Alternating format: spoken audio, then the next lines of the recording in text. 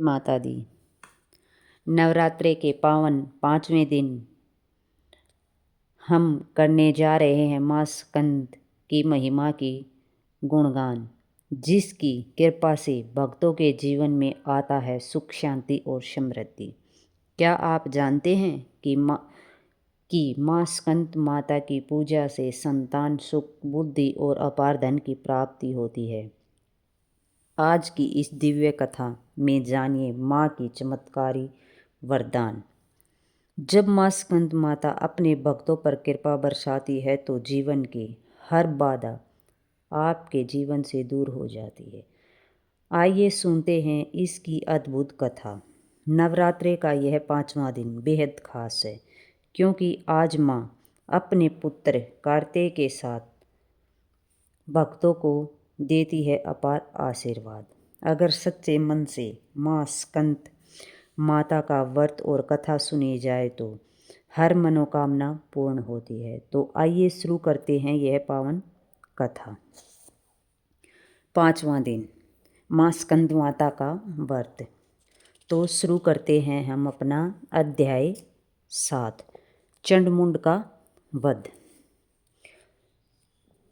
दैत्यराज शुंभ की आज्ञा पाकर चंडमुंड चतुरांगनी सेना को साथ लेकर देवी दुर्गा से युद्ध करने का उसे बंदी बनाने के लिए चल पड़े। हिमालय पर्वत पर पहुंचकर उन्होंने देवी को अपने वाहन सिंह पर बैठी हुई देखा। वे सब धनुष उठाकर और हाथों में तलवार उठाकर देवी के समीप पहुंच गए। देवी ने जब चंडमुंड और असुर सेना को देखा तो क्रोध से उनका मुख काला हो गया। उनकी मुकुटियाँ चढ़ गई और उनके ललाट से भयंकर विस्तृत मुख वाली लाल आँखों वाली काली देवी प्रकट हुई। वह अपने हाथों में तलवार और पास लिए हुए थी। वह विचित्र खड़ास धारण किए चीते की चर्म की साड़ी तथा नरमुंडों की माला धारण किए हुए थी। उनका भयानक शुष्क शरीर देखकर केवल हड्डियों का ढांचा लग रहा था, जिससे वह अत्यंत भयंकर जान पड़ रही थी। उसका मुख विशाल था, जीभ लपलपा के कारण वे और भी डरावनी लग रही थी। आंखें अंदर की ओर धसी हुई थी और लाल हो रही थी। उनकी भयंकर गर्जना से संपूर्ण दिशाएं गूंज रही थी। काली देवी बड़े वेग से दैत्यों के विशाल सेना पर टूट पड़ी और उनका वर्षण करने लगी। वह पार्श्व राक्षसों को अंकुशधारी महावतों, हाथियों पर सवार योद्धाओं पर घंटा सहित हाथियों को एक साथ से पकड़ पकड़ कर अपने मुख में डालने लगी। इस प्रकार वह घोड़े, रथों, हाथियों, सारथियों, सब सैनिकों को मुंह में डालकर भयानक रूप से चबा रही थी।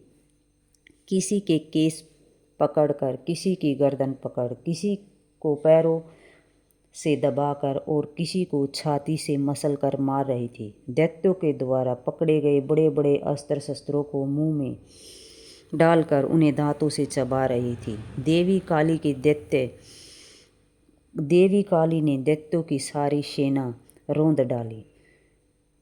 कुछ तो तलवार से मौत के घाट उतर गए, कुछ की खड़वांग से पीट दिया और कुछ को दांतों से चबा डाला। इस प्रकार कालिका देवी ने क्षण भर में संपूर्ण दैत्य सेना का संहार कर डाला। यह देखकर पराक्रमी चंड कालिका देवी पर लपका।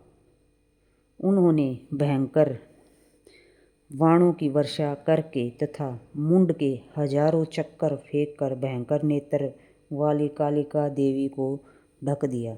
चंडमुंड द्वारा फेंके गए अस्त्र शस्त्रों को देवी ने अपने मुख में इस प्रकार समा लिया मानो सूर्य के बहुत से मंडल बादलों के उदर में प्रवेश कर गए हों। अब तो देवी के भयानक मुख के भीतर देखना भी कठिन था। दांतों के प्रकाश से दमकती हुई अत्यंत क्रोध में भयानक गर्जना करती हुई देवी अट्ठासाह करने लगी। देवी ने बहुत बड़ी तलवार लेकर हा का उच्चारण करके चंड पर धावा किया और उसके केस पकड़कर उसी तलवार से उसका मस्तक काट डाला। चंड को मरा देख क्रूर मुंड असुर भी देवी की तरफ दौड़ा और क्रोधित देवी ने उसे भी तलवार से मौत के घाट उतार दिया। चंडमुंड के मारे जाने पर शेष असुर सेना भय से व्याकुल होकर चित्रयुद्ध से भाग खड़ी हुई। इसके बाद कालिका देवी ने चंडमुंड के सिर हाथ में लेकर अठास्य करती हुई देवी चंडिका के पास पहुंचकर बोली, ये लो चंडमुंड के सिर। मैंने महापुरुष दैत्य चंडमुंड को मार दिया है। अब तुम इसे युद्ध में शुंभ निशुंभ को मौत के घाट उतारना। चंडमुंड के सिरों का कालिका देवी ने हाथों में लेकर देवी चंडिका बोली, हे देवी, तुम आज से इस संसार में चामुंडा देवी के नाम से व्याख्यात हो जाओगी। जय माता दी। तो हमारा अध्याय 7 हुआ संपूर्ण। अभी हम अध्याय 8 शुरू करते हैं। तो इससे पहले बोलेंगे जय माता दी। तो शुरू करते हैं हम अपना अध्याय 8, रक्तबीज का वध। चंडमुंड के मारे जाने पर तथा बहुत सी सेना के मारे जाने से शुंभ ने क्रोध से भरकर सारी असुर सेना को तैयार होने का आदेश दिया।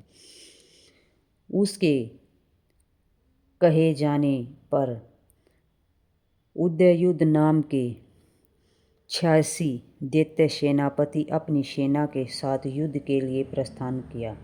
काम्बू नामक के दैत्य के सेनानायक अपनी वाहिनी से घिरे हुए प्रस्थान करे। कोटिवीर्य नामक 50 सेनापति और धौमरकुल नाम के 100 सेनापति भी युद्ध के लिए प्रस्थान करें। कालिका दौर्य मूरीवंशी तथा कालीवंशी असुर युद्ध के मैदान में पहुँचे। यह मेरी आज्ञा है। इस प्रकार राजा शुंभ भी स्वयं बहुत बड़ी सेना लेकर युद्ध के लिए चल दिए। चंडिका देवी ने देखा कि शुंभ भयानक सेना लेकर आ रहे हैं, तो उन्होंने अपने धनुष से टंकार करके पृथ्वी और आकाश के मध्य भाग को गुंजा दिया। उसके सिंह ने भी महान गर्जना की। चंडिका ने अपना घंटा बजाकर नाद दूना कर दिया, जिससे कालिका का मुंह और बड़ा बढ़ गया। धनुष की टंकार, सिंह की गर्जना और घंटे की आवाज़ से इतना शोर गूंज गया कि चारों दिशाएं परिपूर्ण। इस तुमुल नाद को सुनकर दैत्यों की सेना ने चंडिका देवी, वाहन शेर और कालिका देवी को चारों ओर से घेर लिया। हे राजन, इस प्रकार दैत्यों के विनाश के लिए ब्रह्मा, विष्णु, शिव, कार्तिकेय, इंद्र और देवताओं की शक्तियाँ उनके शरीरों से निकलकर उन्हीं रूपों में चंडिका देवी के पास आ गई। सबसे पहले हंसयुक्त विमान पर सवार कमंडलू ने सुशोभित ब्राह्मणी की शक्ति उपस्थित हुई, जिससे ब्राह्मणी कहते हैं महेश्वर की महेश्वरी शक्ति वृषभ पर सवार होकर त्रिशूल धारण किए हुए आई। मोर पर आरूढ़ होकर हाथ में शक्ति लिए कार्तिकेय की शक्ति उन्हीं का रूप धारण करके आई।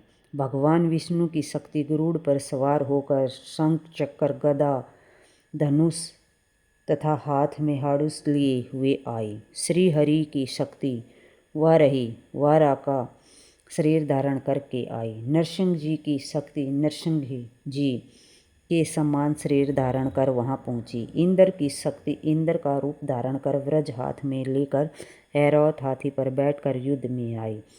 तब देव शक्तियां सहित चंडिका देवी ने महादेव से कहा, मेरी प्रसन्नता के लिए इन असुरों का संहार करो।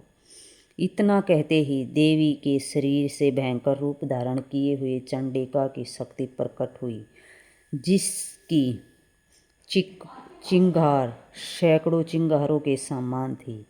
उस अपराजित देवी ने धूमर रंग के जटा वाले शंकर जी से कहा, हे भगवान, आप मेरे दूत के रूप में सुम के पास जाकर उनसे तथा निशुम और दूसरे राक्षसों से जो यहाँ युद्ध करने हेतु आए हैं उनसे कहना, यदि तुम जीवित रहना चाहते हो तो त्रिलोक राज्य इंद्र को सौंप दो, देवताओं का यज्ञ उनको दे दो और तुम सब यहाँ से लौट जाओ।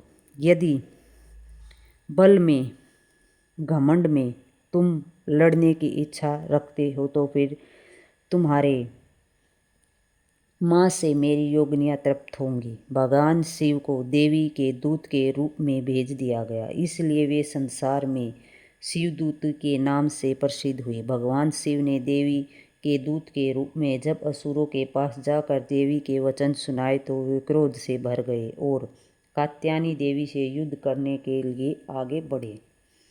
राक्षसों के बाण, शक्ति श्रेष्ठ आदि आयु युद्ध से देवी का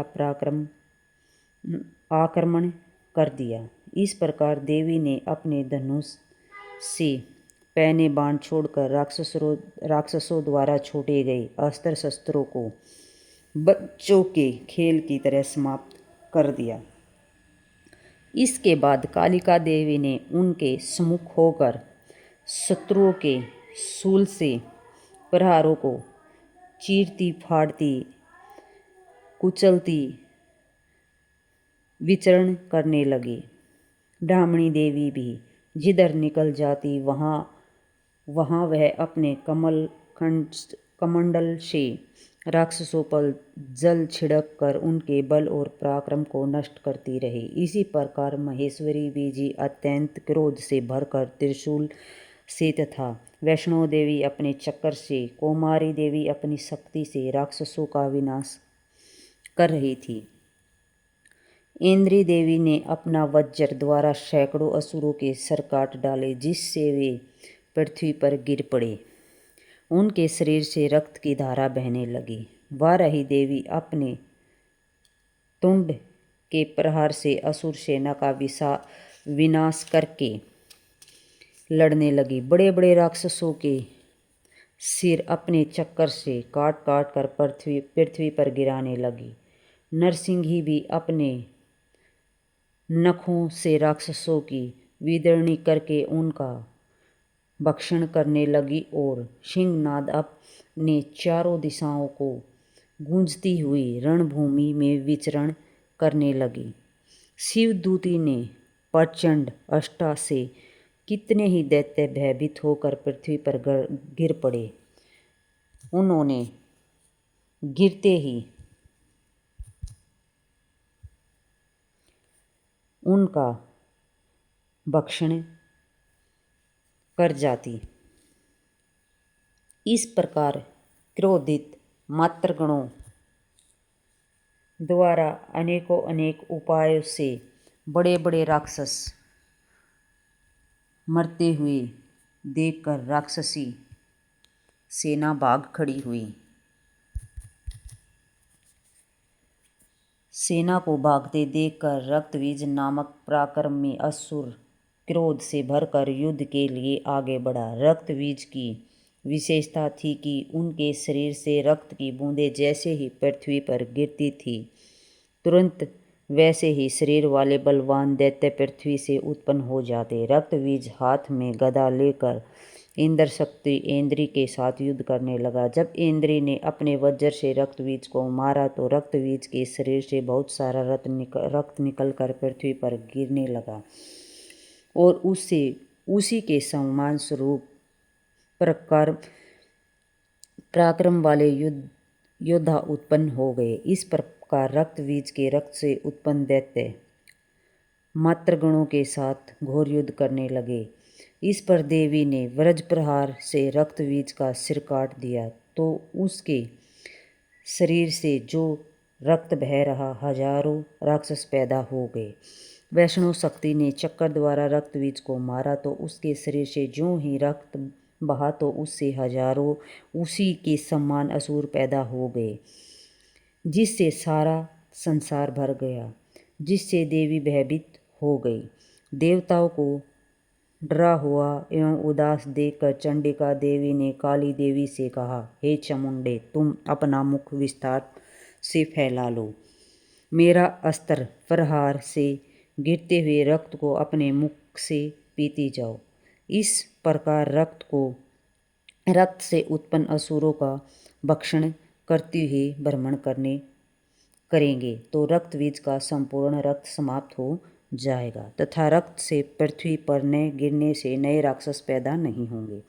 इस तरह काली देवी को समझाकर देवी दुर्गा ने रक्त बीज पर त्रिशूल से प्रहार किया। तत्काल ही देवी काली ने रक्त बीज का रक्त अपने मुख से ही पी लिया। उसी समय रक्त बीज ने देवी चंडिका पर गदा से प्रहार किया, परंतु उनके प्रहार का देवी पर कुछ भी असर नहीं हुआ।